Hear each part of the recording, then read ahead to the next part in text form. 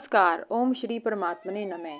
कामैस्तैस्तैहृतज्ञानाः प्रपद्यन्ते अन्यदेवताः तं तं नियमास्थाय प्रकृत्या नियता स्वया।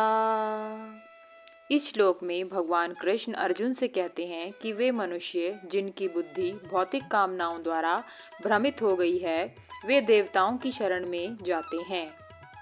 अपनी अपनी प्रवृत्ति के अनुसार वे देवताओं की पूजा करते हैं और इन देवताओं को संतुष्ट करने के लिए वे धार्मिक कर्मकांडों में लगे रहते हैं। इस श्लोक में श्री कृष्ण बहुदेववाद का विरोध करते हैं।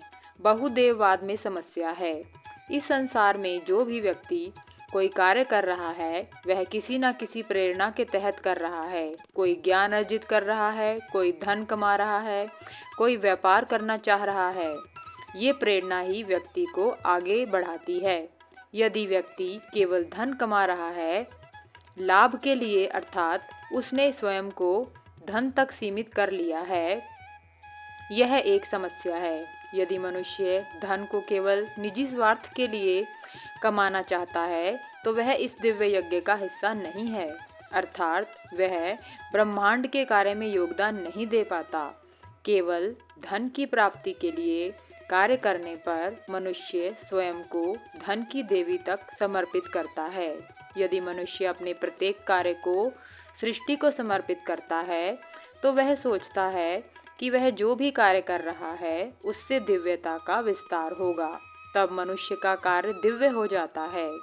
एकेश्वरवादी विचारधारा सृष्टि को दिव्य नहीं मानती, क्योंकि वह मानती है कि दिव्यता सृष्टि से परे है।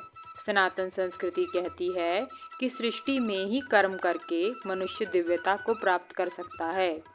जब मनुष्य यह मानता है कि प्रत्येक कर्म श्री कृष्ण को समर्पित है, एकेश्वरवादी लोग कई बार संगीत या नाच गाने को हराम मानने लगते हैं, क्योंकि वे सृष्टि में दिव्यता को नहीं देख पाते।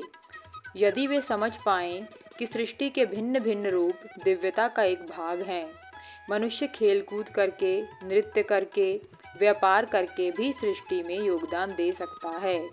इससे वे सृष्टि में उन्माद लेकर आते हैं।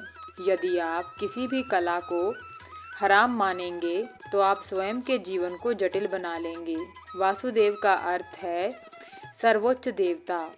यदि मनुष्य भिन्न भिन्न देवताओं की पूजा कर वासुदेव की ओर अग्रसर होता है तो वह परमात्मा को प्राप्त कर लेता है। ओम नमो भगवते वासुदेवाय नमः। मेरे प्रिय मित्रों, यदि आपको मेरे द्वारा की गई इस श्लोक की व्याख्या अच्छी लगी हो तो कृपया मेरी वीडियो को लाइक, सब्सक्राइब व शेयर अवश्य करें। धन्यवाद।